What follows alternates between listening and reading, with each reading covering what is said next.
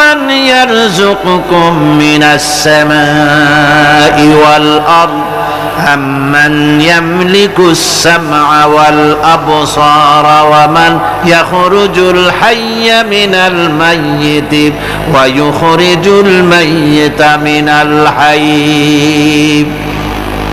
আকাশের প্রশস্ত বুক থেকে এবং জমিনের এই প্রশস্ত বুক থেকে কে রিজিক তোমাদের খাদ্যকে উৎপাদন করে, কে নির্জীব থেকে সজীবকে বের করেন, আর কে সজীবকে নির্জীবে পরিণত করেন, তিনি কে?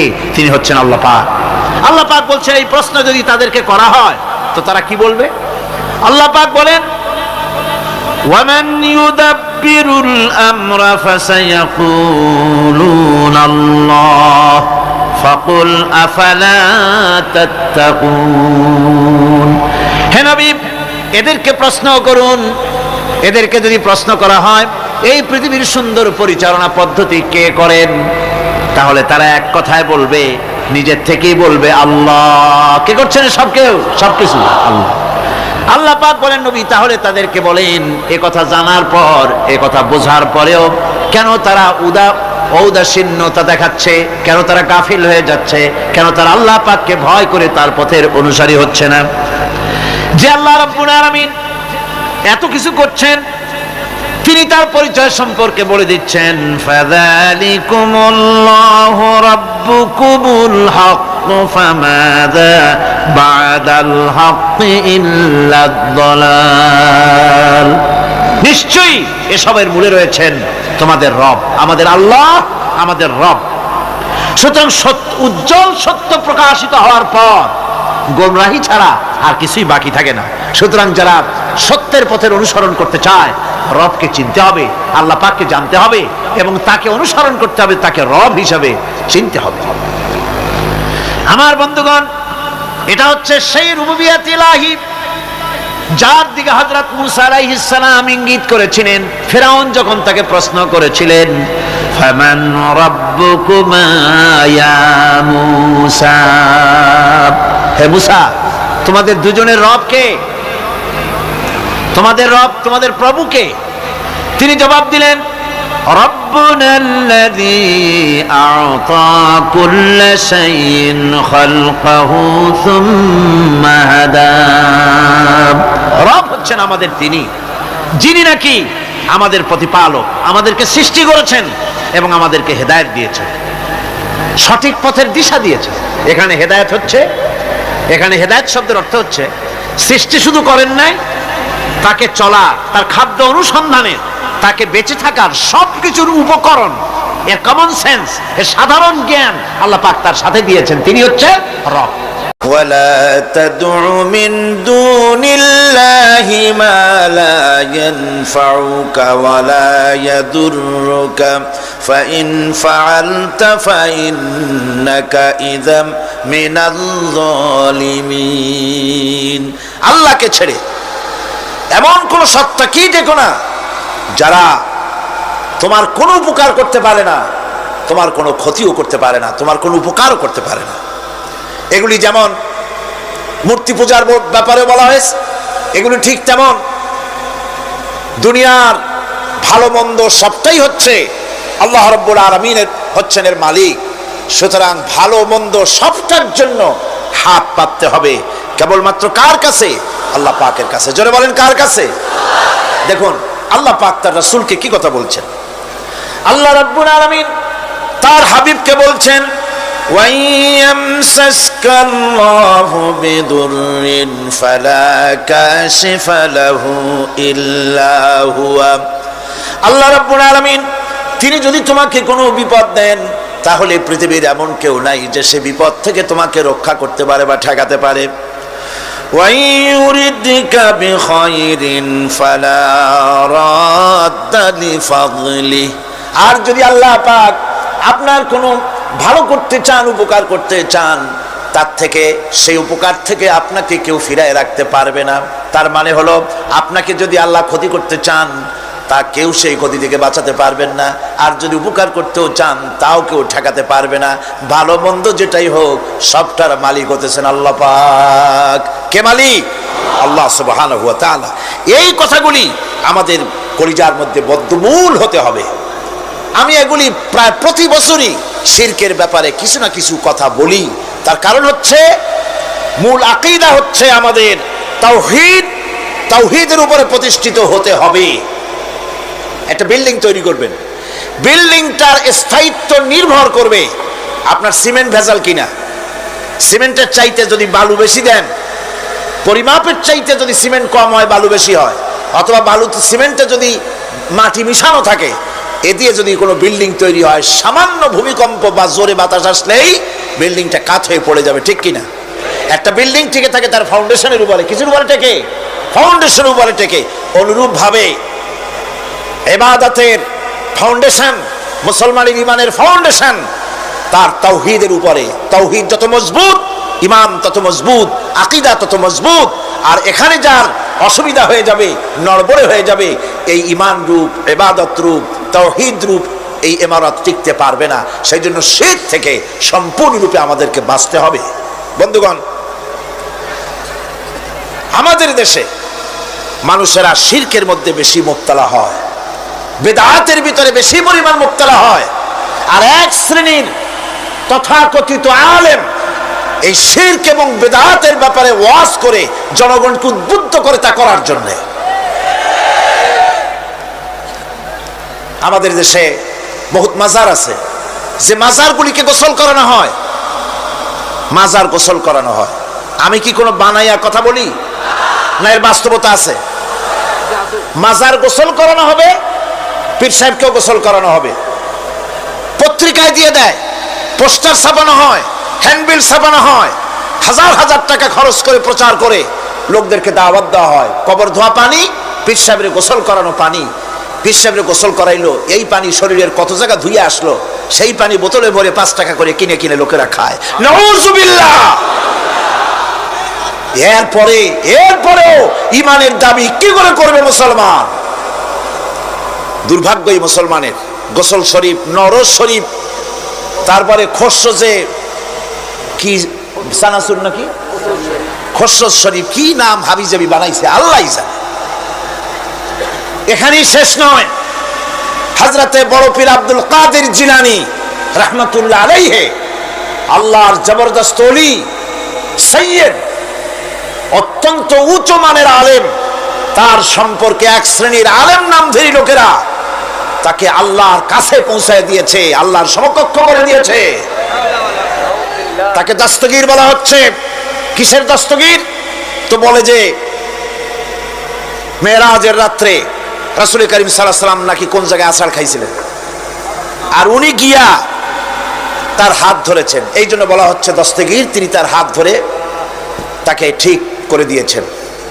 আবার আরশে তিনি উঠতে পারছিলেন না, সেই জন্য পীর সাহেবের কাঁধের উপরে পা রেখে হুজুর সাল্লাল্লাহু আলাইহি ওয়াসাল্লাম আরশে উঠছে। আল্লাহর সিঁড়ির এত অভাব হয়েছে, এই দুনিয়া থেকে নিতে পারলেন, মহাশূন্য পাড়ি দিয়ে, ল অফ গ্রাভিটেশন পাড়ি দিয়ে আরশে আজিম পর্যন্ত, সিদরাতুল মুনতাহা পর্যন্ত নিলেন। আর ওইখানে বড় পীর সাহেবকে লাগলো তার কাঁধের উপরে পা দিয়ে তিনি উঠবেন। আহা, এর চাইতে বিদআত, এর চাইতে বাজে কথা মুসলমানদের জন্য আর কি হতে পারে?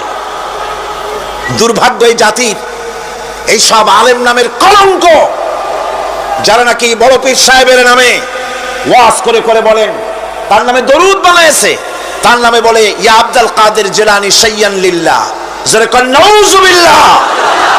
বলা হয় হে বড় পীর সাহেব, আপনি আল্লাহর রাস্তায় আমাদের কিছু দেন। আরে মিয়া সাহেব, আব্দুল কাদের জিলানী রহমতুল্লাহ আলাইহি যা পেয়েছেন আল্লাহর কাছ থেকে পেয়েছেন, তার দেওয়ার কিচ্ছু নয়।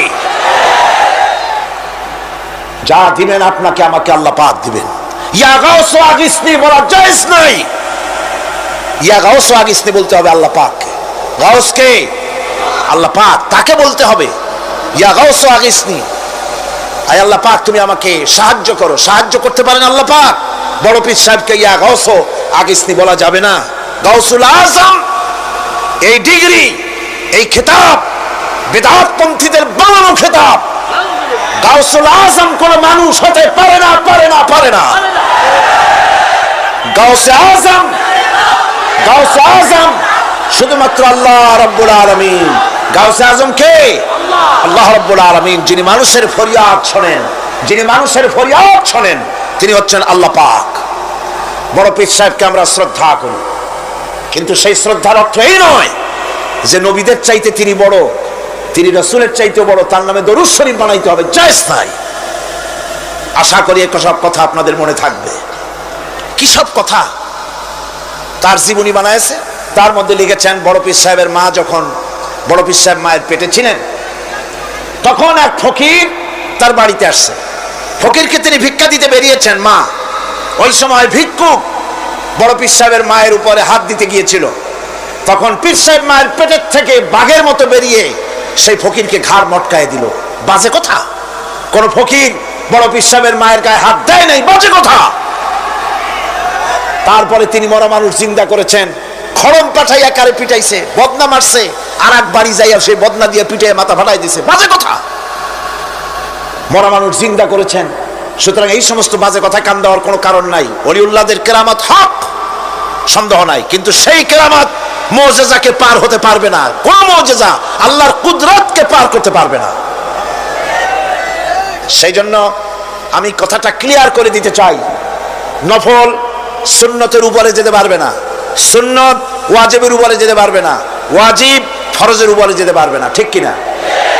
আলেম ওলামা এর মর্যাদা, পীর আলেম ওলামাদের মর্যাদা হচ্ছে তাদের মর্যাদায় তারা আছেন। এদের মর্যাদা যত বড় পীর হোক, যত বড় আলেম হোক, সাহাবীদের সমকক্ষ হতে পারবে না, পারবে না, পারবে না। সাহাবায়ে কেরাম রিদওয়ানুল্লাহি তাআলা আলাইহিম আজমাইন, গোটা পৃথিবীর, কান খুলে শুনুন, গোটা পৃথিবীর সমস্ত আলেম, সমস্ত পীর, সমস্ত বুজুর্গ সব যদি এক করা হয়, একজন সাহাবীর জুতার তলার ধুলাও হবে না। যাদের উপরে আল্লাহ সন্তুষ্ট, আর আল্লাহ যাদের উপরে সন্তুষ্ট, তারাই হচ্ছেন সাহাবায়ে কেরাম রিদওয়ানুল্লাহি তাআলা আলাইহিম আজমাইন। সুতরাং ওলামা পীর বুজুর্গ সাহাবীদের সমান নয়, সাহাবীরা কোনোদিন নবীর সমান নয়, আর নবীরা কোনোদিন আল্লাহর মর্যাদার সমকক্ষ নয়। কথা ক্লিয়ার হয়েছে? সুতরাং আজ আমাদেরকে বুঝতে হবে, ওয়াইয়াকা নাস্তাইন, ইয়াকা নাবুদু, তোমার ইবাদত করি, ওয়াইয়াকা নাস্তাইন, কেবল তোমার কাছেই সাহায্য চাই। খতমে গাউসিয়া বানাইছে, কোথায় পেয়েছেন? আমরা ওই ধরনের বুজুর্গদের কথা মানি না, যা কোরআনে নাই, যা হাদিসে নাই, নতুন করে যা তৈরি হয়েছে, মানি না, মানি না। আমাকে দেখতে হবে কোরআনে আল্লাহ পাক কি বলেছেন, হাদিস কি বলেছে। এটার নাম ঈমান, এটার নাম কি? কোরআন হাদিস পড়ে যে ঈমান আর আকীদা রক্তের মধ্যে, কলিজার মধ্যে ঢুকেছে, আমাকে যদি হত্যা করা হয়, আমাকে যদি জ্বালানো হয়, পোড়ানো হয়, এই আকীদা থেকে এক চুল সরে যাব না। এখন আমাদেরকে এই আকীদা মজবুত করতে হবে, গোলামি করব আল্লাহর, সাহায্য চাইব আল্লাহর কাছে। এবার আসেন, আল্লাহ রাব্বুল আলামিন সূরা ফাতিহার ভিতরে, আমি বলেছিলাম এটা একটা অভিনন্দন পত্র। এটা কি? অভিনন্দন পত্র। বান্দা অভিনন্দন পত্র পেশ করতেছে কার কাছে? আল্লাহর কাছে। এই অভিনন্দন পত্রের কয়টা ভাগ ছিল? 3টা ভাগ। প্রথম ভাগে হলো প্রশংসা, দ্বিতীয় ভাগে পরিচয়। মাশাআল্লাহ, মনে আছে সকলে। এবার আসছে 3য় অধ্যায়। এবার মূল দাবি, প্রশংসা করেছি, পরিচয় দিয়েছি, আমরা তোমার বান্দা। এবার প্রশ্ন হচ্ছে, চাও কি? পরিচয় তো শুনলাম, চাও কি? আল্লাহ রাব্বুল আলামিন আমাদেরকে শিখায় দিলেন, কত বড় মেহেরবান তিনি, কত দয়ালু তিনি। তার কাছে চাওয়ার ভাষাটাও তিনি আমাদের শিখাই দিলেন। জনগণ সুবহানাল্লাহ। রব্বুল আলামিন আমাদের শিখালেন, এভাবে চাও, ইহদিনাস সিরাতাল মুস্তাকিম সিরাতাল্লাযীনা আন'আমতা আলাইহিম গায়রিল মাগদুবি আলাইহিম ওয়ালাদ-দাল্লিন। আয় আল্লাহ, ইহদিনাস সিরাতাল মুস্তাকিম, একটা রাস্তা চাই, সহজ সরল সঠিক একটি পথ চাই তোমার কাছে। সেই পথটা চাই যে পথ হচ্ছে নিয়ামত প্রাপ্তদের, অভিশপ্ত এবং পথভ্রষ্টদের পথ নয়। যে পথ নিয়ামত প্রাপ্তদের, ওই ধরনের একটা পথ আমরা চাই। পথ দেখাবার মালিককে কোরআনে কারীম বলছে, আল্লাহ রাব্বুল আলামিন বলেন, ওয়া আলাল্লাহি কাসদুস সাবিলি ওয়া মিনহা জাইরুন ওয়ালাউ শাআ লাহাদাকুম আজমাইন। ওয়া আলাল্লাহি কাসদুস সাবিল, সোজা রাস্তা বলে দেওয়ার দায়িত্ব আমি আল্লাহর। সোজা রাস্তা বলে দেওয়ার দায়িত্ব কার? তিনি বলছেন বলার দায়িত্ব আমার, সোজা রাস্তাটা আমি বলে দেব। আল্লাহ রাব্বুল আলামিনের কাছে বান্দা যখন রাস্তার দাবি করলো, সোজা পথ চাই, সহজ পথ একটা তোমার কাছে চাই, রব্বুল আলামিন সূরা ফাতিহার 7টা আয়াতের এই অভিনন্দন পত্রের জবাবে 30 পারা কোরআন শরীফ আল্লাহ পাক বান্দারে দান করে দিলেন। জবাবে বলে দিলেন, ওয়া আনিবুদুনি হাযা সিরাতুম মুস্তাকিম। সোজা রাস্তাটা হলো আমার আনুগত্য, আমার গোলামি, আমার দাসত্ব, এটাই হলো সোজা রাস্তা। এই সোজা রাস্তাটা আমি বলবো। রাস্তা তো অনেক হতে পারে, কিন্তু সোজা রাস্তা বলে দেওয়ার দায়িত্ব কার? আল্লাহ পাকের। দেখেন এই যে বিশাল মাহফিল, এই মাহফিলে যত লোক আসছে, সব লোক কি একমতে, এক চিন্তা, এক আদর্শে? না। এই কয়েক লক্ষ জনতার ভেতরে হাজারো মতের লোক আছে, হাজারো চিন্তার লোক আছে, হাজারো আদর্শের লোক আছে। সব আদর্শ, সব চিন্তা, সব কি ঠিক? সবটাই কি নির্ভুল? না, সঠিক নির্ভুল একটা। কয়টা হয়? একটাই হয় মাত্র। এই জন্য আমি দৃষ্টান্ত দিতে গিয়ে বলি, অঙ্ক পরীক্ষা যেদিন হয়, ছেলেরা অঙ্ক পরীক্ষা যেদিন দেয়, সেই অঙ্ক পরীক্ষা দিতে গিয়ে অঙ্ক যারা ভুল করে তাদের ফলাফল কয় রকম হয় বলেন? হ্যাঁ, অনেক রকম হয়। আর যাদের অঙ্ক যাদের ঠিক হয় তাদের ফলাফল কয় রকম? একরকম। তার অর্থ কি? তার অর্থ হলো ভুলের পথ অনেক আর হকের পথ, বাতিলের পথ অনেক, ভুলের পথ অনেক, সঠিক এবং হক যেটা তার পথ হচ্ছে মাত্র একটা। এই জন্যে আল্লাহ রাব্বুল আলামিন তিনি সোজা রাস্তা বলে দেওয়ার দায়িত্বটা নিয়েছেন।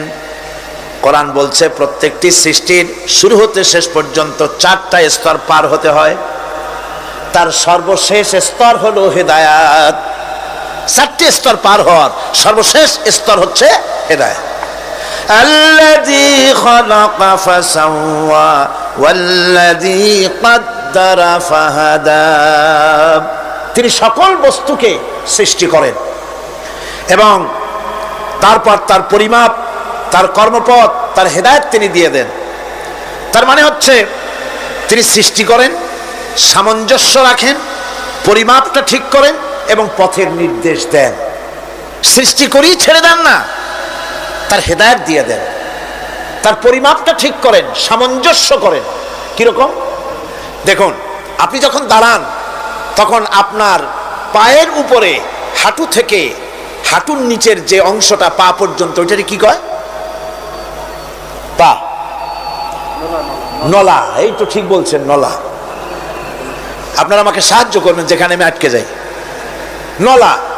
এই নলাটা পায়ের সেন্টারে যদি রাখা হতো, বোঝেন ভালো করে, পায়ের সেন্টারে এই জায়গাটা, এটা ধরুন পা, এই জায়গাটায় যদি হতো পায়ের নলাটা, হয় সিধায় পড়তেন না হয় ফুটোয় পড়তেন। আল্লাহ পাক বলছেন শুধু সৃষ্টি করি না, সামঞ্জস্য এবং পরিমাপ ঠিক করি। মাপ মতো পাটা সামনে গোড়ালির কাছে নলাটা বসায় দেওয়া হয়েছে, যাতে আপনি চিত না হন, ভুটো হয়ে না পড়েন। সুবহানাল্লাহ কইতে ইচ্ছা করে না? এই নলাটা যদি আঙ্গুলের দিকে আসতো আর পাটা যদি পিছনের দিকে বেশি অংশ থাকতো, যতই সামনে হাঁটতেন ততই পিছনে চলে যেতেন। ভূত নাকি, ভূতের পা থাকে নাকি পিছনের দিকে, বলে লোকেরা, আমি দেখি নেই। ভূত নাকি সামনে আগাতে গেলে পিছনে চলে যায়। এ পায়ের সামঞ্জস্যটা অনেক কথা বলবো না, দুই একটা দৃষ্টান্ত দেবো, তাতেই বুঝে ফেলবেন। আল্লাহ পাক বলেন শুধু সৃষ্টিই করি না, তার সামঞ্জস্য এবং পরিমাপকে ঠিক করে দেয়। মুরগির বাচ্চা ডিমের থেকে বেরোয়, তারে যদি ওর মায়ের শুদ্ধ যদি আপনি ফালায় দেন, পানির মধ্যে ডুবে মরে যাবে। আর ওর মার চিৎকারের চোটে সারা গ্রামের মানুষ এক জায়গায় হবে। আর হাঁসের ডিম থেকে বাচ্চা বেরোলে সেই বাচ্চা আর মা বাবা দুজনকেই ফালায় দেন পানির মধ্যে, সাঁতরায় উঠে আসবে, ঠিক কিনা? কে শিখালো সাঁতার? কে শিখালো? শুধু সৃষ্টিই করেন না, আল্লাহ পাক সৃষ্টি করেন, সামঞ্জস্য এবং পরিমাপকে ঠিক করেন এবং তাকে পথের নির্দেশ দেন। এটা হলো সর্বশেষ, সৃষ্টি করে ছেড়ে দেন না। যেমন কোরআনে কারীমে হযরত ইব্রাহিম আলাইহিস সালাম তিনি তার সম্প্রদায়ের সাথে যে কথোপকথন করেছিলেন, বিষয়টি আল্লাহ পাক কোরআনে কারীমের মধ্যে কোট করে দিলেন। এই হেদায়েতের বিষয় সেখানে আছে বলে আল্লাহ পাক বিষয়টা কোরআনে জায়গা করে দিলেন। وَإِذْ قَالَ إِبْرَاهِيمُ لِأَبِيهِ وَقَوْمِهِ إِنَّنِي بَرَاءٌ مِّمَّا تَعْبُدُونَ إِلَّا الَّذِي فَطَرَنِي فَإِنَّهُ سَيَهْدِينِ। ইব্রাহিম আলাইহিস সালাম তার পিতা এবং তার গোত্রকে বললেন, তার সম্প্রদায়ের লোকদেরকে, নিঃসন্দেহে আমি মুক্ত, আমি পবিত্র। তোমরা যেসব জিনিস দিয়ে যেসব এর ইবাদত করো, গোলামি করো, আনুগত্য করো, আমি তার থেকে পবিত্র। আমি তো শুধু ইবাদত করি, গোলামি করি সেই স্রষ্টার, যিনি আমাকে সৃষ্টি করেছেন। আমার সম্পর্ক শুধুমাত্র সেই সত্তার সাথে যিনি সৃষ্টি করেছেন। আল্লাযী খালাকানি ফাহুয়া ইয়াহদিন, যিনি আমাকে সৃষ্টি করে শুধু সৃষ্টি করেন নাই, আমাকে হেদায়েত দিয়েছেন, আমাকে পথের দিশা দিয়েছেন। ওয়াল্লাযী হুয়া ইউতঈমুনি ওয়া ইয়াসকিন, যিনি আমাকে সৃষ্টি করেছেন তিনি হেদায়েত দিয়েছেন, আর আমি যখন তৃষ্ণার্ত হই তিনি আমাকে পান করান, আমি যখন ক্ষুধার্ত হই তিনি আমাকে আহার দেন। ওয়া ইযা মারিতু ফাহুয়া ইয়াশফিন, আর যখন অসুস্থ হই তখন তিনি আমাকে রোগ মুক্ত করে দেন। সুবহানাল্লাহি ওয়া বিহামদি। তাহলে কি হলো? অর্থাৎ যে প্রতিপালক, তার প্রতিপালন পদ্ধতি আমার সকল প্রয়োজন মিটান, যিনি আমাকে পান করান, আহার করান, অসুস্থ হলে যিনি আমাকে সুস্থ করেন, হেদায়েতের কামটা তিনি আরেকজনের জন্য রাখেন নাই, তিনি আমার হেদায়েতের ব্যবস্থাও করেছেন। ভাইরা আমার, আল্লাহ রাব্বুল আলামিন শুধু সৃষ্টি করেন নাই, সৃষ্টি করে হেদায়েত দিয়েছেন, মানুষকে হেদায়েতের রাস্তা বলে দিয়েছেন। সঠিক পথ কোনটি সেই পথের কথাও তিনি পরিষ্কার করে বলে দিয়েছেন। এই জন্য আল্লাহ পাক বলেন, কোরআন মাজিদ হেদায়েতকে বিরাট দান বলে ঘোষণা করেছে। মানুষের জন্য যে হেদায়েত আল্লাহ দিয়েছেন তা সবচাইতে বড় দান। জোরে কোন সুবহানাল্লাহ। ইন্না খালাকনাল ইনসানা মিন নুতফাতিন আমশাজিন নাবতালিহি ফাজআলনাহু সামিআম বাসীরা। আমি মানুষের মিলিত শুক্র দ্বারা, নুতফা দিয়ে আমি মানুষ সৃষ্টি করেছি এবং তাকে একে একে বিভিন্ন স্তর পার করেছি। তাকে শ্রবণ শক্তি দিয়েছি, তাকে দর্শন শক্তি দিয়েছি। ইন্না হাদাইনাহুস সাবিলা ইম্মা শাকিরান ওয়া ইম্মা কাফুরা। নিশ্চয়ই আমি তাদেরকে তাদের কর্মপন্থা প্রদান করেছি, আমি তাদেরকে হেদায়েত দিয়েছি, চলার পথের দিশা দিয়েছি। এখন ইচ্ছে করলে সে কৃতজ্ঞ হতে পারে, ইচ্ছে করলে অকৃতজ্ঞতার পথ অবলম্বন করতে পারে। আমি তাকে হেদায়েত দিয়ে দিয়েছি, পথ দেখিয়ে দিয়েছি। ডান এবং বাঁ দুটি রাস্তা আল্লাহ পাক দেখিয়ে দিয়েছেন।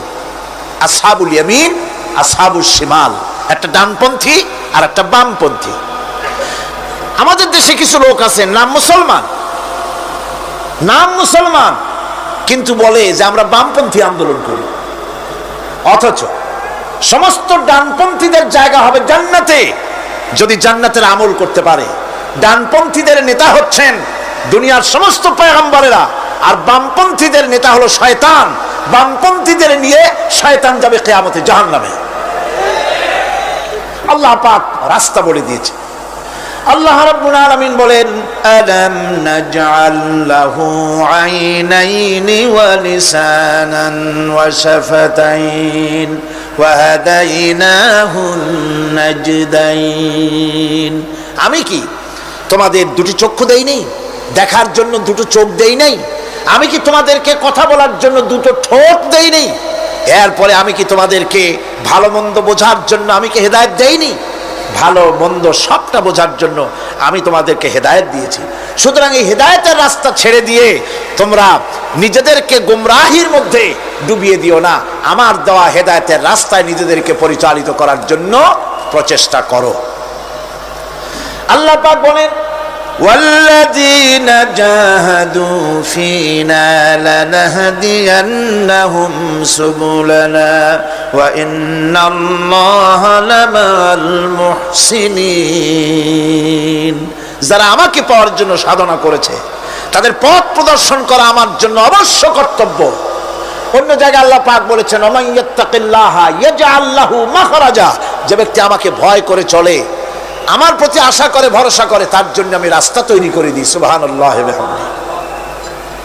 সুতরাং হেদায়েত আল্লাহ পাক দিয়েছেন, এমন নয় যে তিনি রাস্তা তৈরি করেন নাই। কোরআন খোদাই হেদায়েতের নাম দিয়েছে হুদা। খোদাই হেদায়েতের নাম কি? হুদা। এই কোরআনের এক নাম হচ্ছে, এই কোরআনের এক নাম কি? হুদা। কোরআন বলছি, فمن تبع هداي فلا خوف عليهم ولا هم يحزنون। আমার এই কোরআন, এই হেদায়েত যারা মানবে, এটাকে যারা অনুসরণ করে চলবে, এটার আইন কানুন যারা মেনে চলবে, ওদের জন্য কোনো ভয় নাই, কোনো চিন্তাও নাই, কোনো ভয় নাই, কোনো চিন্তা নাই যারা এই কোরআনের হেদায়েতকে মেনে চলবে। আল্লাহর হেদায়েত হলো সবচেয়ে বড় হেদায়েত। আল্লাহ পাক বলছেন, কুল ইন্না হুদাল্লাহি হুয়াল হুদা ওয়া উমিরনা লিনুসলিমা লিরাব্বিল আলামিন। হে রাসূল, আপনি বলুন, আল্লাহর হেদায়েত হলো সবচেয়ে বড় হেদায়েত। অর্থাৎ আল্লাহ যে রাস্তা দিয়েছেন, আল্লাহ যে কোরআন দিয়েছেন, এর থেকে বড় হেদায়েত মানুষের জন্য আর কিছু হতে পারে না। আল্লাহ পাক বলেন, ওয়ালান তারদা আনকাল ইয়াহুদু ওয়ালান নাসারা হাত্তা তাত্তাবিআ মিল্লাতাহুম কুল ইন্না হুদাল্লাহি হুয়াল হুদা। স্মরণ রাখুন হে নবী, ইহুদিরা, খ্রিস্টানেরা কিছুতেই আপনার প্রতি খুশি হবে না যতক্ষণ পর্যন্ত আপনি ইহুদি হবেন অথবা খ্রিস্টান হবেন। ওরা কোনোদিন মুসলমানদের উপরে রাজি হবে না, খুশি হবে না। মনে রাখতে হবে, একমাত্র সঠিক পথ ইহুদিদের পথ সঠিক নয়, নাসারাদের পথ সঠিক নয়। আসল পথ হলো আল্লাহ পাকের পথ। কার পথ আসল? আসল রাস্তা, আসল পথটি আল্লাহ পাক কোরআনে কারিমের মধ্যে বিশদভাবে বলে দিয়েছেন। এবং ইহদিনাস সিরাতাল মুস্তাকিমের ব্যাপারে আল্লাহ পাক কোরআনে সাফ করে বলে দিয়েছেন যে আমি এর বিনিময় তোমাদেরকে কোরআন দিলাম। বস্তুত ইহদিনাস সিরাতাল মুস্তাকিম এর জবাব হলো ওয়া ইন্নাল্লাহা রাব্বি ওয়া রাব্বুকুম ফা'বুদুহু হাযা সিরাতুম মুস্তাকিম। নিঃসন্দেহে আল্লাহ তোমাদের এবং আমাদের রব, আর সুতরাং তারই উপাসনা করতে হবে। এটাই দ্বীনের সরল পথ, আর এটা কোনো নতুন পথ নয়। আল্লাহ যে পথটা দিয়েছেন রাসূল করিম সাল্লাল্লাহু আলাইহি ওয়াসাল্লামের মাধ্যমে, সেটা কি কোনো নতুন পথ? না। কোরআন বলছে এটা নতুন পথ নয়। শারা'a লাকুম মিনাদ দীন মা ওয়াসসা বিহি নূহান ওয়াল্লাযী আওহাইনা ইলাইকা ওয়া মা ওয়াসাইনা বিহি ইব্রাহিমা ওয়া মূসা ওয়া ঈসা আন আকিমুদ দীন ওয়া লা তাতাফাররাকু ফীহি।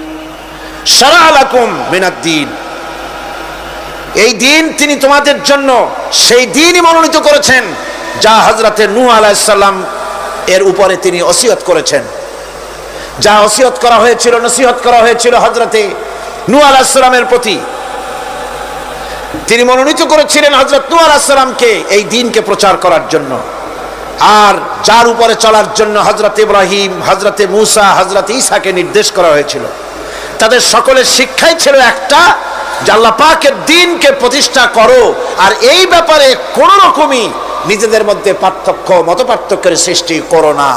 এখন কথাটা আরো ক্লিয়ার করে দেই।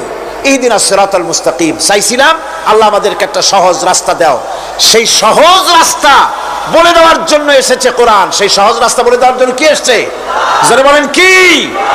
এই কোরআনে কারীম যদি প্রতিষ্ঠিত করা যায় সমাজে, রাষ্ট্রে, ব্যক্তিতে, পরিবারে, কোরআন যদি প্রতিষ্ঠিত করা যায়, তাহলেই মানুষেরা সহজ সরল পথ পাবে। নইলে সহজ সরল পথ পৃথিবীতে আর কারো কাছে নাই। যা আছে সবটা কার কাছে? কোরআনে কারীমের কাছে।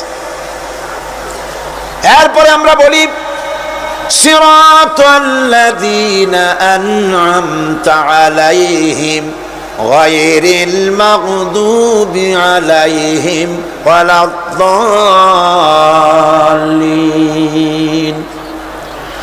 রাস্তার থেকে মানুষেরা মাঠের ভিতরে নামার চেষ্টা করছেন, কিন্তু মানুষকে কষ্ট দেওয়া ছাড়া আর কিছুই হবে না। আমি অনুরোধ করছি, রাস্তা থেকে লোকেরা মাহফিলের ভেতরে ঢোকার চেষ্টা করবেন না। বিরাট রকমের ব্যাঘাত সৃষ্টি হবে। সকলে বসে পড়ুন, যিনি যে জায়গায় আছেন সেখানে বসুন, চাপ সৃষ্টি করবেন না, বসুন। আপনারা দাঁড়ালে আরো বিশৃঙ্খলার সৃষ্টি হবে কোরআনের মাহফিল। খবরদার বেয়াদবি করবেন না, কেউ দাঁড়াবেন না। যারা দাঁড়িয়েছেন বসেন, আর জোরে সরে জিকির করেন লা ইলাহা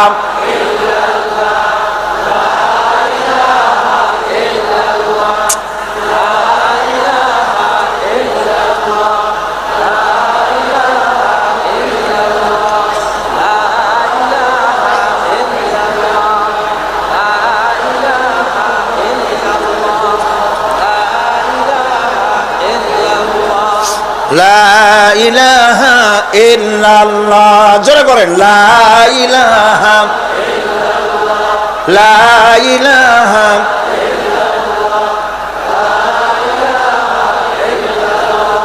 লা ইলাহা ইল্লাল্লাহ মুহাম্মাদুর রাসূলুল্লাহ। আল্লাহ আল্লাহ আল্লাহ আল্লাহ আল্লাহ আল্লাহ আল্লাহ আল্লাহ। আরো জোরে করেন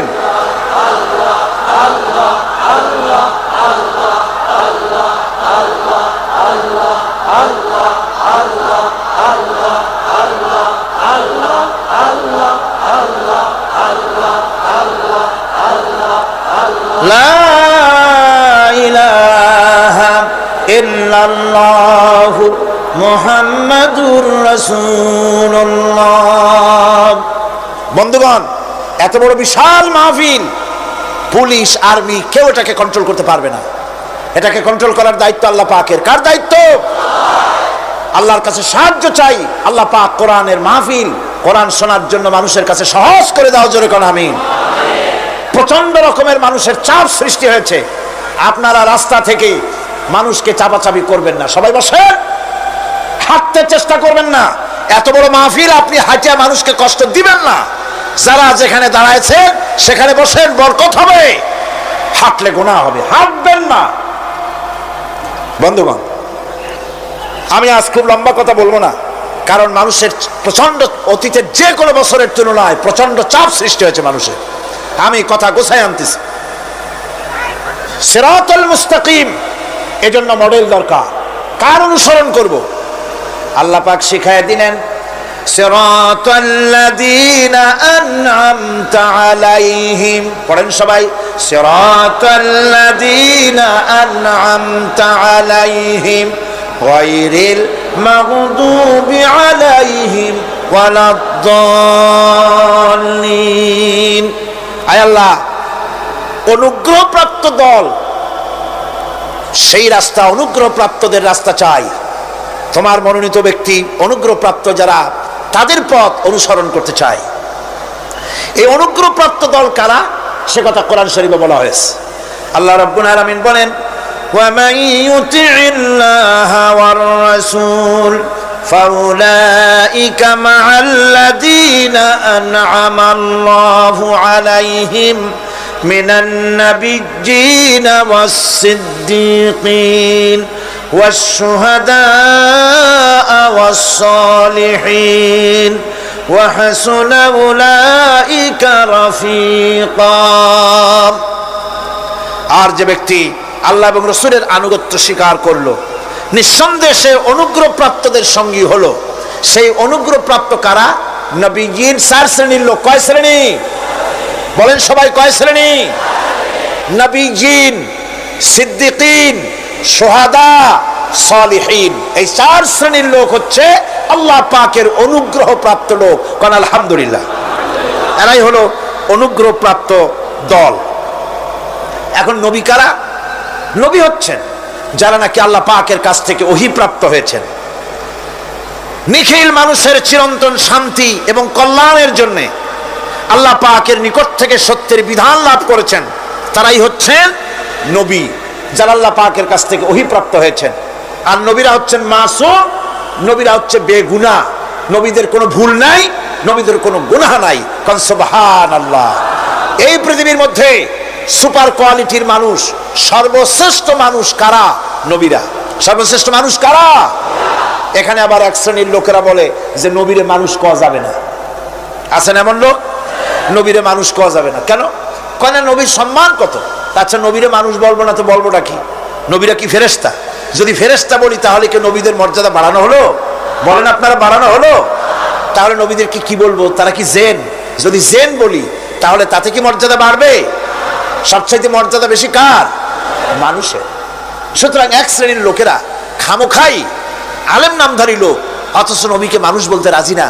কোরআনে কারীম সাফ করে আল্লাহ পাক পরিষ্কার করে বলেছেন, قل إنما أنا بشر مثلكم يوحى إلي أنما إلهكم إله واحد। নবী বলুন, আমি তোমাদের মতো মানুষ, আমার উপরে ওহী আসে। ইন্নামা আনা বাশারুম মিসলুকুম, তোমাদের মতো মানুষ। একটু ভালো করে বিষয়টা বোঝেন। আরো বলেছি আমি, আজকে আবার স্মরণ করায় দেই। আল্লাহ শিখাই দিচ্ছেন, বলুন আমি তোমাদের মতো মানুষ, ফেরেশতা নই, জিন নই, আমার কাছে ওহী আসে। পার্থক্য এখানে। তবে আরো পার্থক্য আছে, সেটা হচ্ছে আমরা হচ্ছি সাধারণ মানুষ, নবীরা হচ্ছেন অসাধারণ মানুষ। সুবহানাল্লাহ। আমরা হচ্ছি মানব, রাসূল আল্লাহর পয়গম্বররা হচ্ছেন মহামানব। কথা বুঝে আসছে? তার মানে হলো আমরা সাধারণ মানুষ। সাধারণ মানুষেরা গুনাহ করতে পারে, ভুল করতে পারে, সব রকমের গুনাহ করতে পারে। নবীরা কোনো গুনাহ করতে পারেন না। আল্লাহ পাক তাদের দিয়ে গুনাহ করান না। আল্লাহ পাক ফেরেশতা দিয়ে, আপন কুদরত দিয়ে নবীদেরকে হেফাজত করেন। সুবহানাল্লাহ। সুতরাং এই কথা বিশ্বাস করতে হবে, সমস্ত নবীরা হচ্ছেন মানুষ।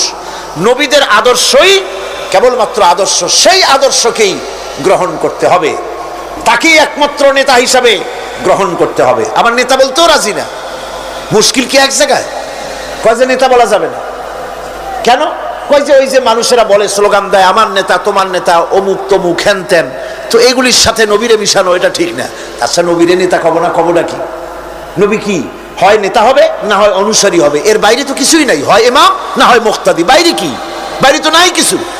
সুতরাং নবী কি মুক্তাদি হবে? নবী কি অনুসারী হবে? নিশ্চয়ই হাজার বার নবী হচ্ছেন ইমাম, নবী হচ্ছেন নেতা।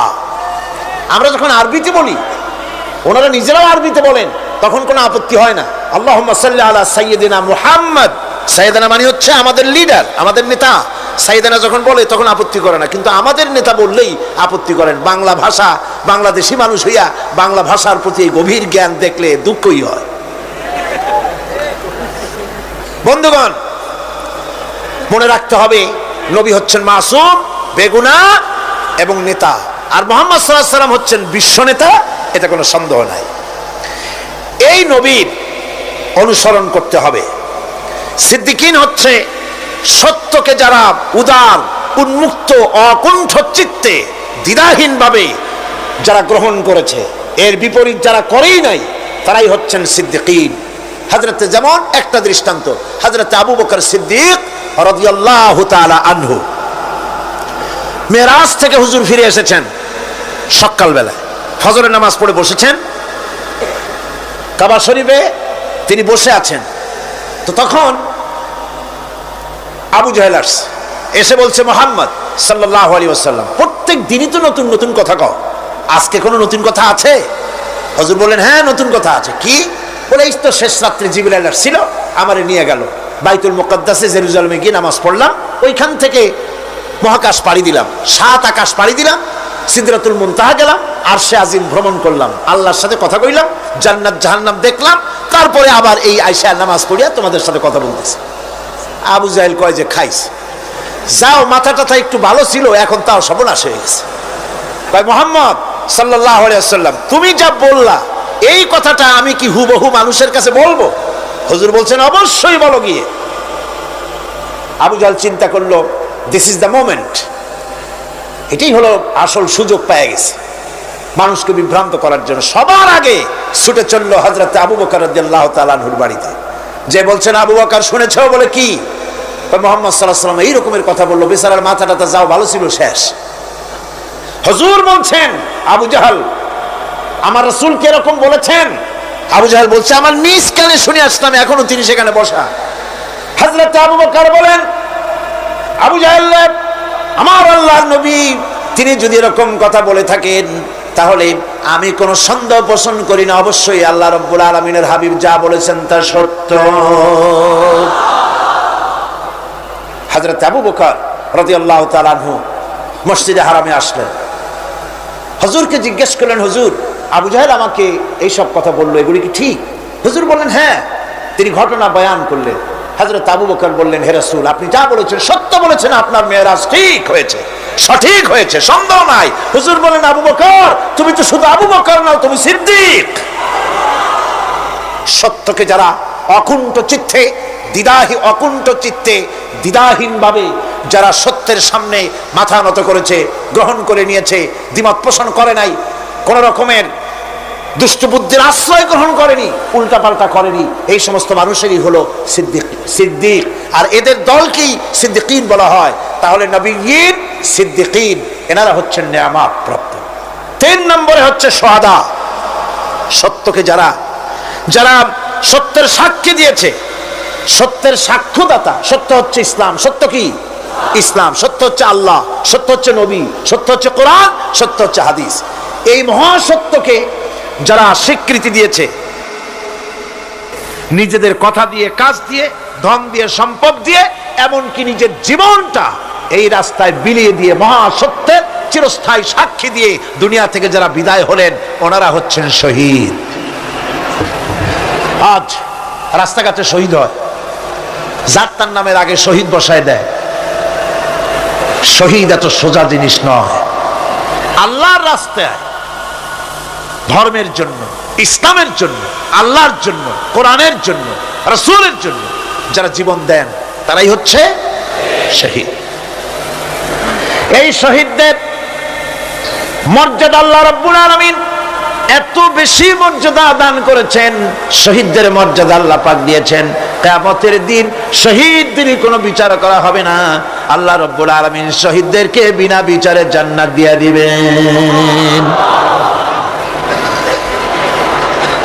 শহীদের বিশাল মর্যাদা, বিরাট মর্যাদা। এই শহীদ শাহাদাতের তামান্না প্রত্যেক মুসলমানের ভিতরে থাকতে হবে। হুজুর বলেছেন,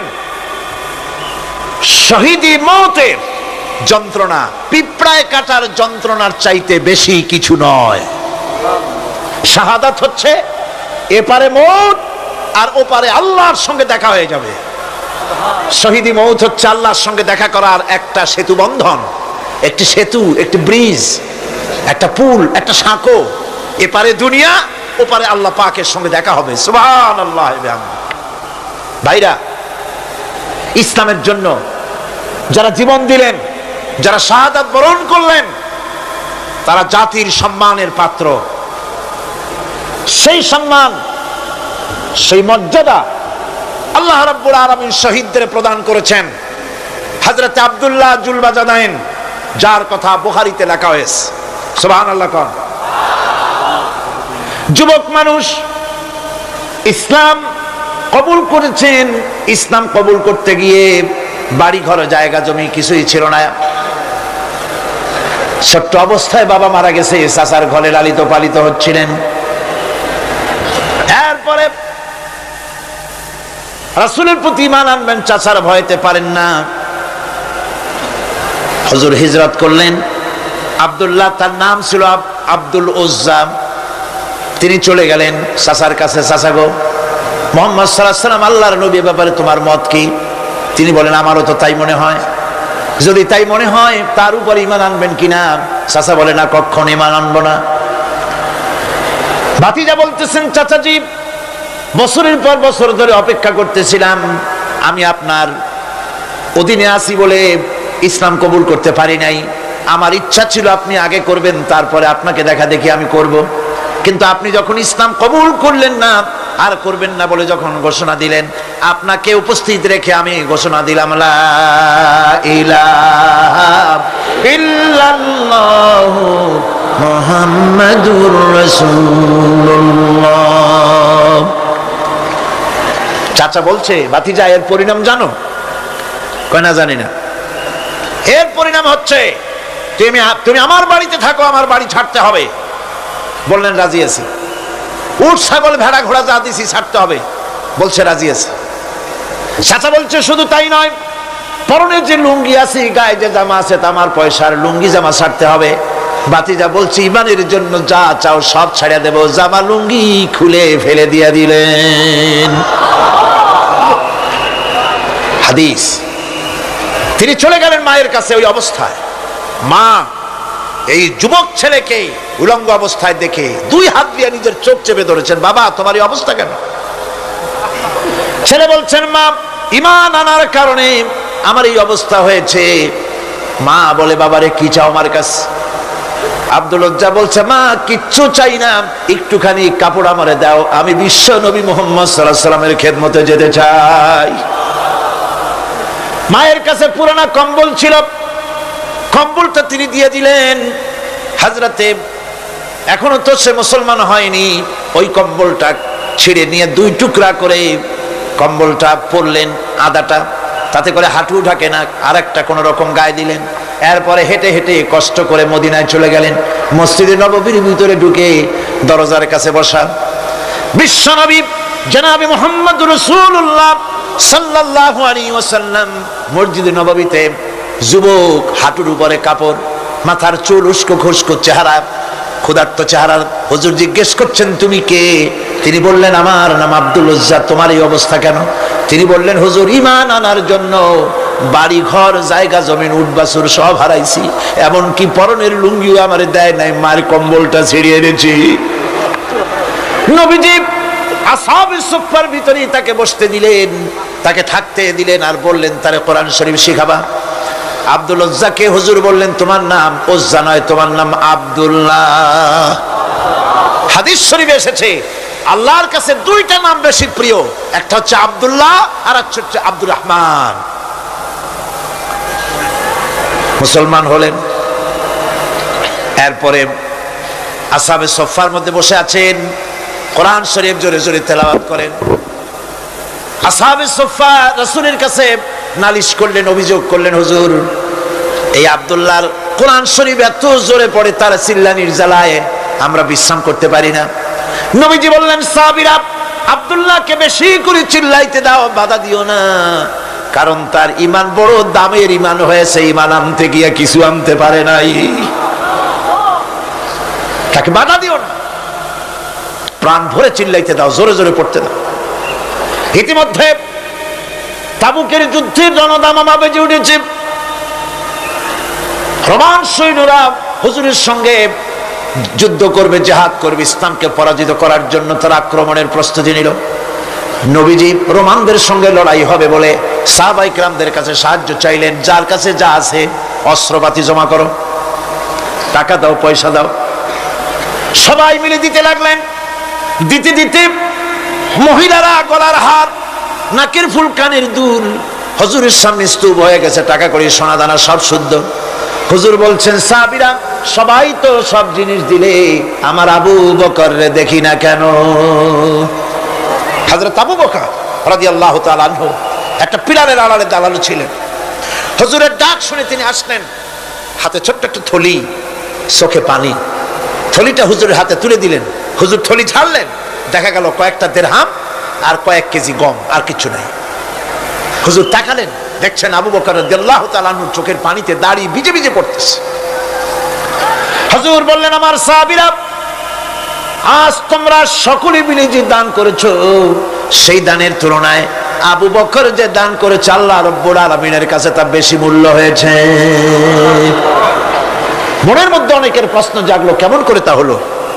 আমরা এত এত দিলাম। হুজুর জিজ্ঞেস করলেন, ও সাহাবী, তুমি কত দিয়েছো? বাড়ি কত আছে? তিনি বললেন, এত দিছি, এত আছে। তুমি কত দিয়েছো? কত রেখে এসেছো? প্রত্যেকে এরকম বলল। হযরতে ওসমান, হযরতে ওমর, হযরতে আলী রিদওয়ানুল্লাহ তাআলা আলাইহিম আজমাইন, তারাও বললেন, অর্ধেক এনেছি, অর্ধেক থুয়ে আসছি, 2 ভাগ এনেছি, 1 ভাগ রেখে আসছি। সব শেষে নবীজি হযরত আবু বকর রাদিয়াল্লাহু তাআলা আনহুকে প্রশ্ন করলেন, আবু বকর, তুমি কি এনেছো আর বাড়ি কি রেখে এসেছো? হযরত আবু বকর বলেন, ইয়া রাসূলুল্লাহ, ইয়া হাবিবাল্লাহ, আমার বাড়িতে জাগতিক সম্পদ বলতে যা বুঝায় সবটুকু এনে নবীজির কদম মোবারকে দান করে দিয়েছি। আবু বকরের ঘরে এখন আল্লাহ আর তার রাসূল ছাড়া কোনো জিনিস বাকি নাই, যা ছিল সব এনেছি।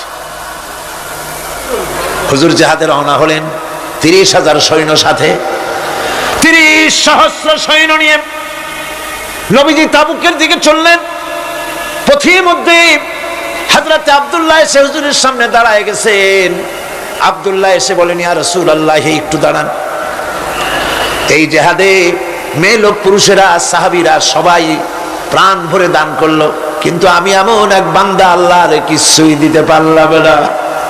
আমার তো দেওয়ার মতো কিছুই নাই হুজুর, আমার দেওয়ার মতো কিছুই নাই।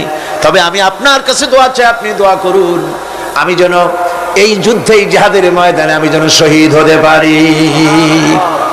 নবীজি বললেন, একটু বাকল নিয়ে আসো গাছের। একটা গাছের বাকল আনা হলো। এই বাকলটা হুজুর নিজ হাতে আব্দুল্লাহর হাতে বাঁধা দিলেন আর বললেন, রব্বুল আলামিন, আমি আব্দুল্লাহর রক্ত কাফেরদের জন্য হারাম করে দিলাম। হযরত আব্দুল্লাহ কেঁদে জারজার হয়ে যাচ্ছেন, বলছেন, ইয়া রাসূলুল্লাহ, আমি চাইলাম শহীদ হব, আর আপনি আমার রক্তকে কাফেরদের জন্য হারাম করে দিলেন। হুজুর বলেন, আব্দুল্লাহ রে, এখন যদি তোমার মৃত্যু জ্বরের ভিতর হয়, আল্লাহ রাব্বুল আলামিন তোমারে শাহাদাত নসিব করে দিবেন। তাবুকের ময়দানে হুজুর চলে গেলেন। কয়েকদিন পরে খবর আসলো হুজুরের কাছে, আব্দুল্লাহ কয়েকদিন জ্বর ভোগ করে আব্দুল্লাহ মারা গিয়েছেন। হুজুর বললেন, তার জানাজার ব্যবস্থা করো, কাফন দাফনের ব্যবস্থা করো। ব্যবস্থা হয়ে গেল। রাতের বেলায় দাফন হবে। একজন লোক কবরের কাছে দাঁড়ায় টিম টিম করে একটা আলো নিয়ে দাঁড়ায় আছে, আর একজন লোক কবরের ভিতরে নেমেছেন। 2 ব্যক্তি লাশ 2 হাতে উঁচু করে নিয়ে আসতেছেন কবরের কাছে। যিনি কবরের ভিতরে দাঁড়ানো, তিনি বলতেছেন, লাশ বহন করে তোমরা যে 2 জন আনতেছো, লাশের সাথে খবরদার বেয়াদবি করো না, তোমাদের ভাইয়ের সঙ্গে আদব করো। এই বলে কবরের ভিতরে যিনি দাঁড়িয়েছিলেন, তিনি লাশটারে ধরলেন। কবরের ভিতরে দাঁড়ায় যিনি লাশ ধরেছেন, লাশকে কবরে শোয়াই দিয়েছেন, তিনি আর কেউ নন, তিনি বিশ্ব নবী মুহাম্মদুর রাসূলুল্লাহ। নিজের হাতে হযরত আব্দুল্লাহকে শোয়াই দিলেন। লাশ বহন করে যে 2 জন আনলেন, তার একজন হলেন হযরত আবু বকর, আর একজন হযরত ওমর রাদিয়াল্লাহু তাআলা আনহুমা। আর আলো নিয়ে যিনি দাঁড়িয়েছেন, টিম টিম করে জ্বলতেছেন, তিনি হযরত বেলাল। কবরের ভিতরে হযরত আব্দুল্লাহকে শুইয়ে দিয়ে উপরে মাটি দিয়ে নবীজি কবরের 2 দিকে হাত দিয়া আল্লাহ রাব্বুল আলামিনের দরবারে ফরিয়াদ তুললেন, রব্বুল আলামিন, আমি আজকে সন্ধ্যা পর্যন্ত এই আব্দুল্লাহর প্রতি রাজি ছিলাম, খুশি ছিলাম। আল্লাহ গো, তুমি আব্দুল্লাহর প্রতি রাজি হয়ে যাও। হযরত ইবনে মাসউদ রাদিয়াল্লাহু তাআলা আনহু পাশে দাঁড়ানো ছিলেন। চিৎকার দিয়ে কেঁদে কেঁদে বললেন, আয় আল্লাহ তাআলা, এই কবরের ভিতরে আজকে আব্দুল্লাহ লাশটা না হইয়া যদি আমার লাশ হতো, আমার ভাগ্যটা খুলে যেত। শহীদের মর্যাদা আল্লাহ পাকের কাছে সব থেকে বেশি। এই শহীদের পথ নিয়ামত প্রাপ্তদের পথ। যারা নিয়ামত পেয়েছে পৃথিবীতে, নবীজিন, সিদ্দিকিন, শুহাদা, এরাই হচ্ছেন নিয়ামত প্রাপ্ত। আল্লাহর রাস্তায় জীবন দেওয়ায় যে মজা, পৃথিবীতে আর কোনো কিছুতে সেই মজা নাই। হযরত ওমর রাদিয়াল্লাহু তাআলা আনহু দোয়া করতেন, আল্লাহুম্মা রযুকনি শাহাদাতান ফি সাবিলিক ওয়াজআল মাউতি ফি বালাদি রাসূলিক। আয় আল্লাহ, তুমি আমাকে শাহাদাতের মত আমাকে দান করো। শাহাদাতের তামান্না প্রত্যেকটি মুসলমানের ভেতরে থাকতে হবে। শহীদ হওয়া যাবে ইসলামের জন্য। সময় হয়তো আসতে পারে, হয়তো এমন সময় আসতে পারে যখন কোরআনের মর্যাদাকে টিকে রাখার জন্য, সুন্নতে নববীকে টিকে রাখার জন্য জান দেওয়া লাগতে পারে। তখন কি আপনারা জীবন দিতে পারবেন?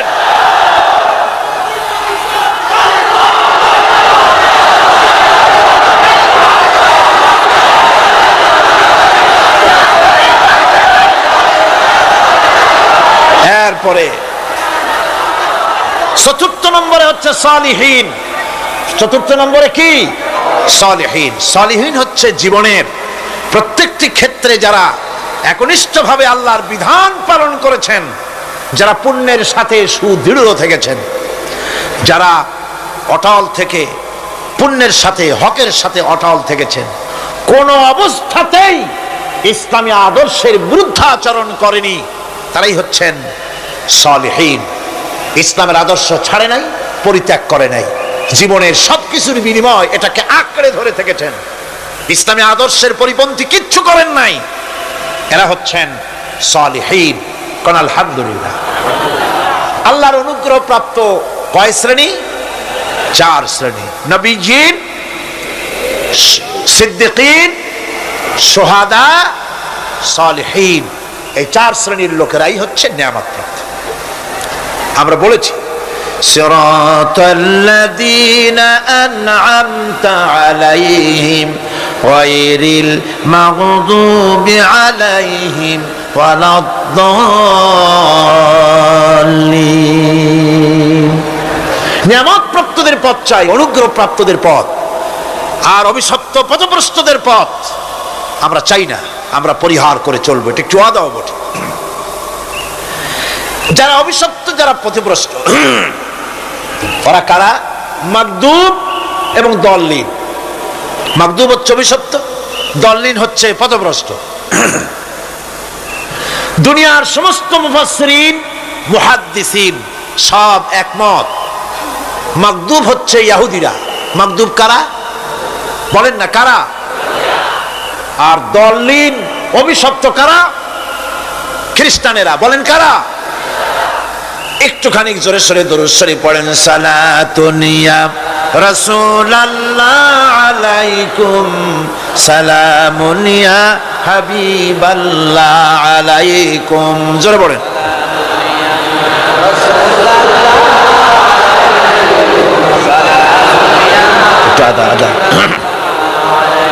সালাতুন ইয়া রাসূলুল্লাহ।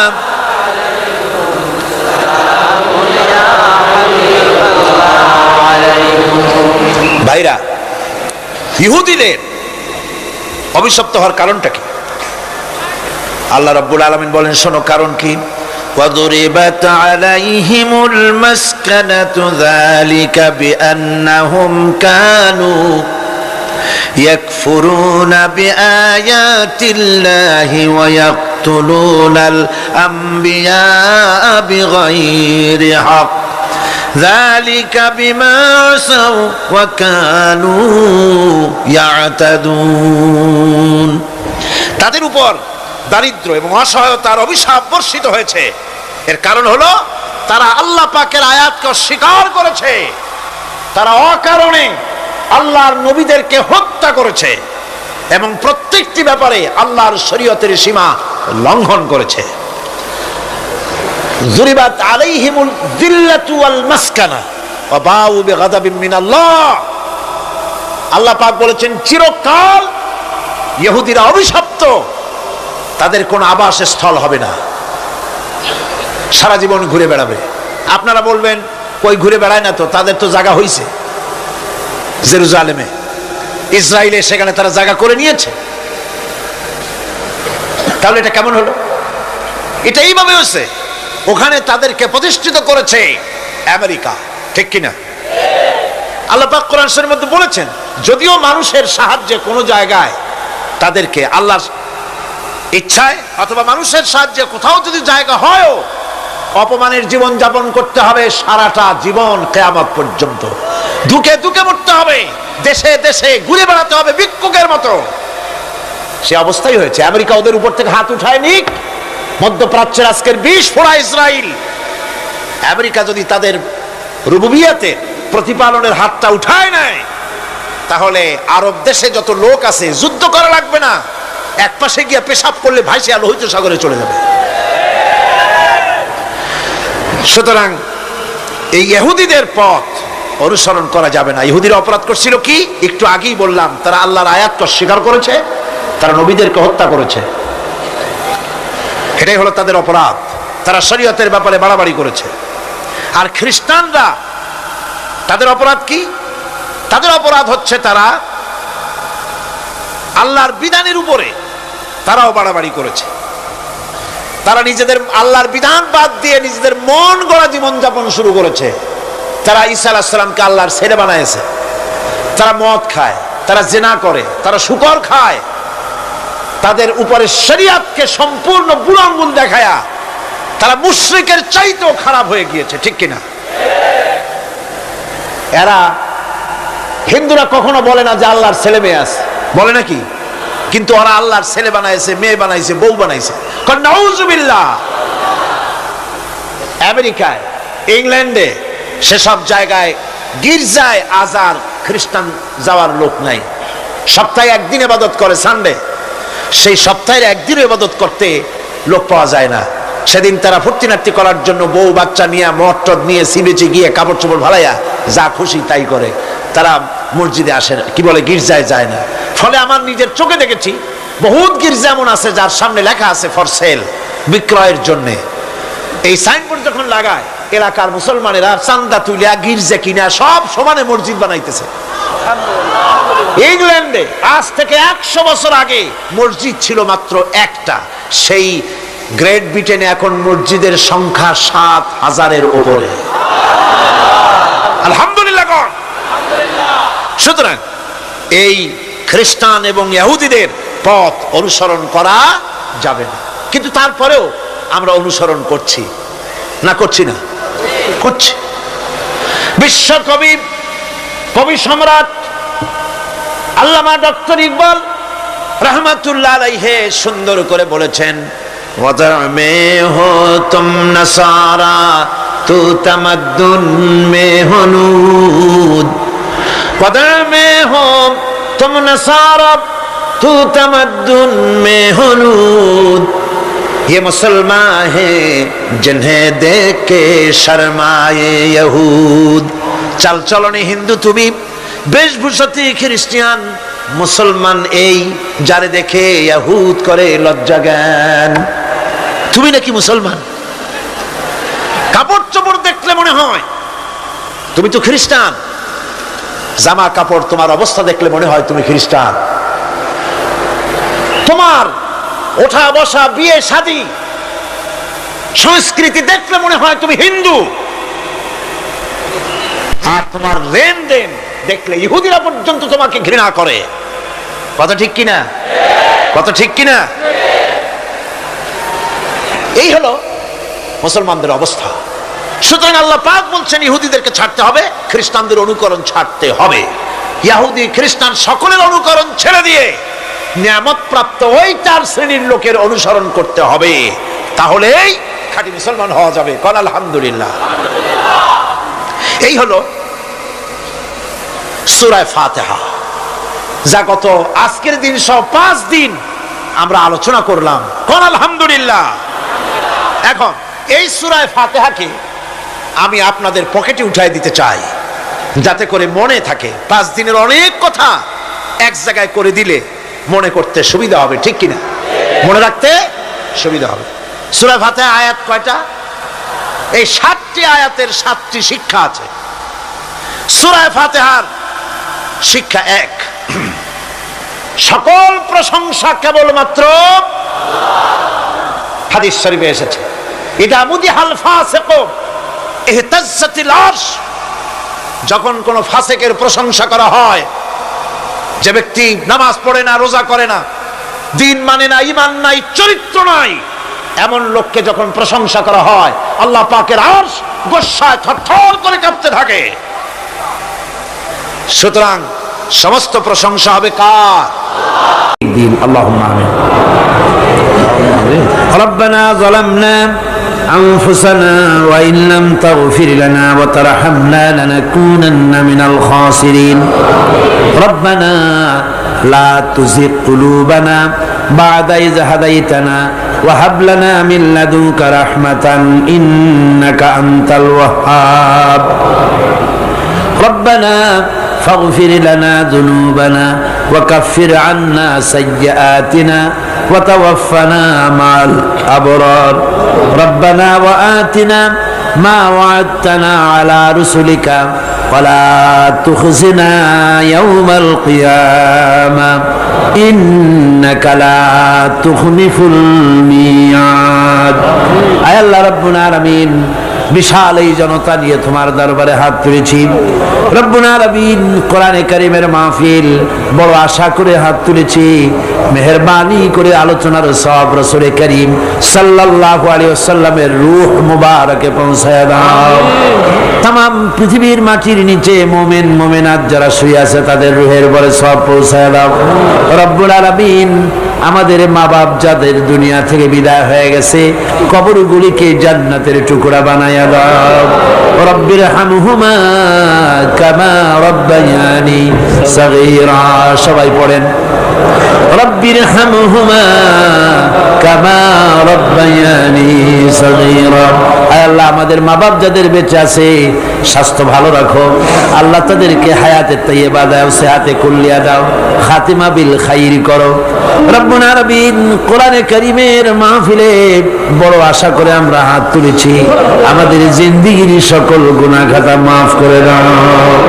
আয় আল্লাহ তাআলা, জীবনে বহু গুনাহ করেছি, গুনাহ করে করে জীবনটারে নষ্ট করে ফেলেছি। আয় আল্লাহ, তুমি দয়া করে মেহেরবানি করে আমাদের জিন্দেগির গুনাহ মাফ করে দাও রব্বুল আলামিন। না বুঝে সওয়াব মনে করে অনেক শিরক বিদআত আমরা করেছি, মনে করেছি ওতে সওয়াব হবে, আমরা বুঝি নাই। আল্লাহ, আমাদের ভুল বুঝানো হয়েছে, নিজেরাও ভুল বুঝেছি। এভাবে সওয়াবের নিয়তে শিরক বিদআত আমাদের মধ্য থেকে যা হয়েছে, আল্লাহ দয়া করে তুমি আমাদেরকে ক্ষমা করে দাও। আয় আল্লাহ, আমাদেরকে দয়া করে শিরক এবং বিদআত মুক্ত জীবন যাপনের তৌফিক দিয়া দাও রব্বুল আলামিন। এত বড় বিরাট তাফসীরুল কোরআন মাহফিল, লক্ষ লক্ষ টাকার প্রয়োজন, আল্লাহ টাকা পয়সার অভাব নাই রব্বুল আলামিন। তুমি গানি আর আমরা ফকির। আয় আল্লাহ, এই শহরেতে এমন লোক আছে একজনই মাহফিলের খরচ দিয়ে দিতে পারে। আল্লাহ, তোমার বান্দাদের দিল তুমি নরম বানাইয়া দাও। কোরআনের মাহফিল কোন বছর ঋণগ্রস্ত থাকে নাই, এবারও যেন থাকে না। আল্লাহ, বাজের যা আছে তার চাইতে বেশি তুমি মেহেরবানি করে জোগাড় করে দাও রব্বুল আলামিন। আরেকটা দোয়া তোমার দরবারে করি, চেসনিয়া আর বজনিয়া শেষ হয়ে গেল আল্লাহ, ওদের সাথে আমাদের রক্তের সম্পর্ক নাই, ওদের সাথে আমাদের আত্মীয়তার সম্পর্ক নাই, ওদের সাথে আমাদের শুধু ইমানের সম্পর্ক। আয় আল্লাহ, ওদেরকে মেরে মেরে কাফিররা শেষ করে দিল মাবুদ। বজনিয়ার চেসনিয়ায় আর একবার তুমি তোমার রহমতের ফেরেশতা পাঠায় দিয়া সাহায্য করো আল্লাহ। কাশ্মীরের মুসলমানদের উপর আরেকবার সাহায্য করো রব্বুল আলামিন। এই মাহফিল আল্লাহ, যত মানুষ আসে আল্লাহ বড় আশা নিয়ে আসে কোরআনের মাহফিলে, অনেকের রোগ ব্যাধি আছে, তাদের ধারণা কোরআনের মাহফিলে দোয়া কবুল হয়। আল্লাহ, তুমি দয়া করে এই ধারণা তুমি মঞ্জুর করে নাও। যার যত রোগ আছে, বালাই আছে, ব্যাধি আছে, আল্লাহ সকলকে মাফ করে দাও। সুবহান রাব্বিকা রাব্বিল ইজ্জাতি আম্মা ইয়াসিফুন ওয়া সালামুন আলাল মুরসালিন আলহামদুলিল্লাহি রাব্বিল আলামিন ওয়াজআল আখিরা কালিমাতিনা ইনদাল মাউত লা ইলাহা ইল্লাল্লাহু মুহাম্মাদুর রাসূলুল্লাহ। আসসালামু আলাইকুম ওয়া রাহমাতুল্লাহ।